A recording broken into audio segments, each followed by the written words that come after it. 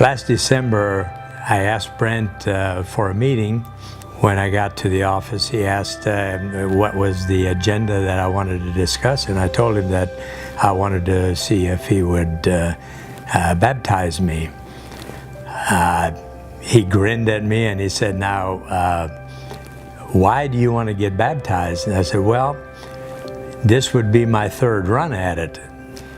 I was born in 1941, actually conceived in the Ukraine, and my mother was 3 months pregnant with me when my father, given the option of joining the Communist Party or deal with the consequences, said he would not join the party and was presumably taken to Siberia to a labor camp, and we never heard from him again. I was quite ill when I was just a baby, and since my mother and her parents were Lutheran, I was baptized on the possibility that I might not make it through that illness. I did make it through that illness and subsequently came to the United States and sailed past the Statue of Liberty on my 10th birthday.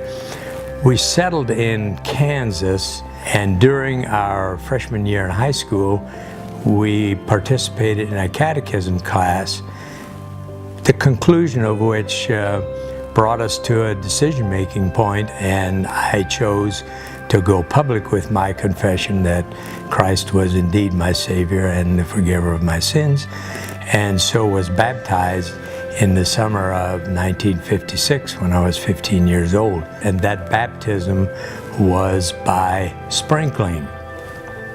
I subsequently continued my walk with the Lord and am certain about my salvation, and am clear that the actual baptism does not result in salvation, nor is a requirement for salvation. But nonetheless, whenever we had a baptismal service, I just felt this twinge that I was sprinkled and I was not immersed.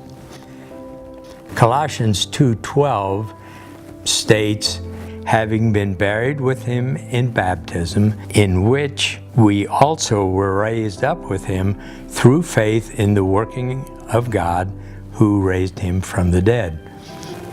So I think the takeaway for me, the important thing is that baptism is a public demonstration of your commitment to be a Jesus follower, and that it would be most appropriate to do it in the fashion that is consistent with how Jesus practiced it and how it was done in the early church.